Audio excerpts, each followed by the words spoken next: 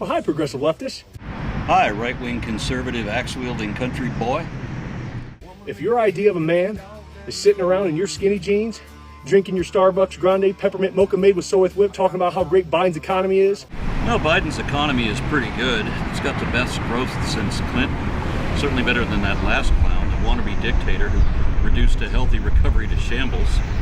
Because I remember how Reaganomics pretty much fucked our economy permanently. We had to wait until Clinton to balance the budget and erase the deficit.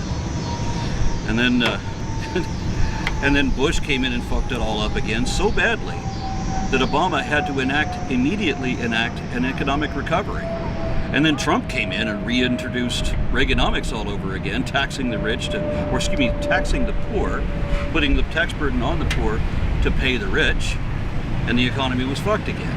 And so, of course, now Biden is fixing that too, so it's all good.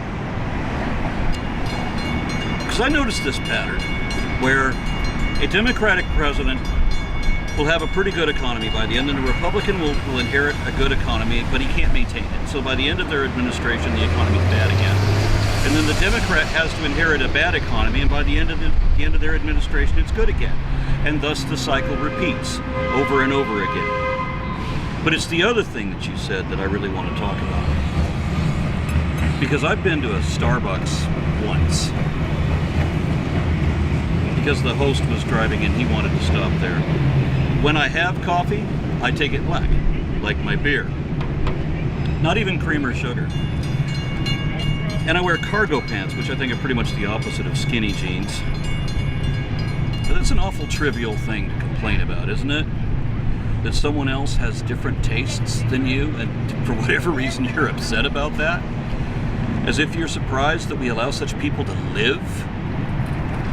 Now, my idea of a man would be one who doesn't judge everyone who doesn't adhere to his own standard.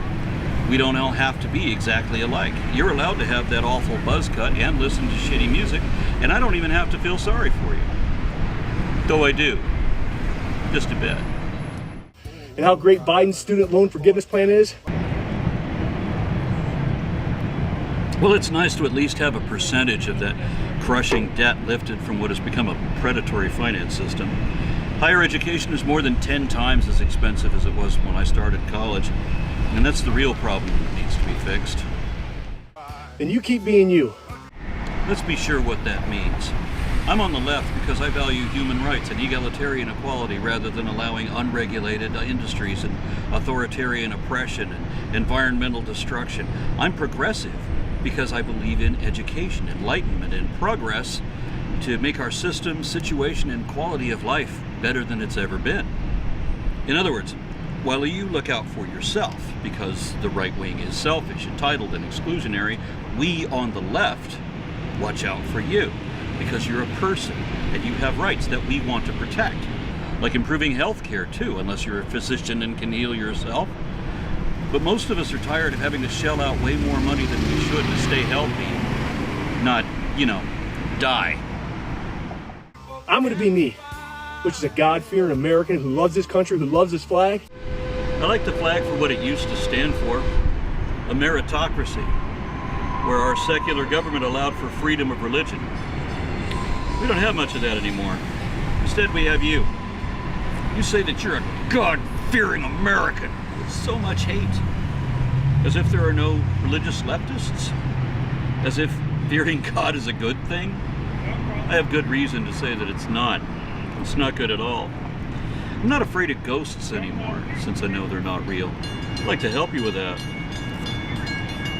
You seem to want to distinguish yourself from progressive leftists by saying that you're an American, as if we are not American.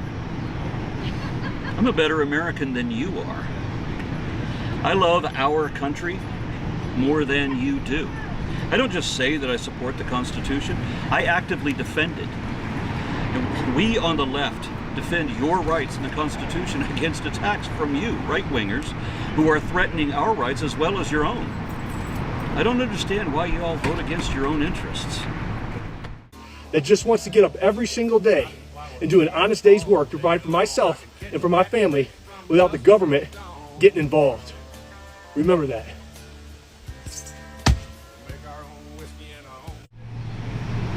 No one wants the government to be involved.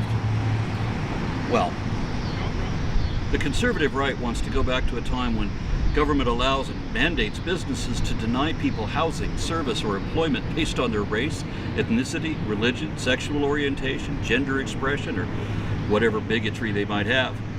And so folks on the right want to penalize certain other people for their beliefs or some aspect of their identity. But the only way leftists will let the government get involved is through benefits.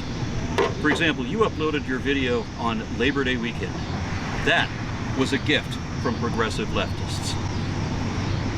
Along with weekends in general and the 8-hour work week and Social Security, sick leave, regulations on housing, food and drugs, truth in advertising, and just about every social program that once enabled Americans to have the highest standard of living in the world. You would sacrifice all of that just to stick it to the libs? Willing to hurt yourself as long as it hurts us too? If you drop the labels and just look at people as people, you'll see that we have a lot of the same interests. It's just that progressive leftists don't hate and encourage hatred against right-wing conservatives the way you all spend so much time and money and energy spitting your vitriol and your venom on us.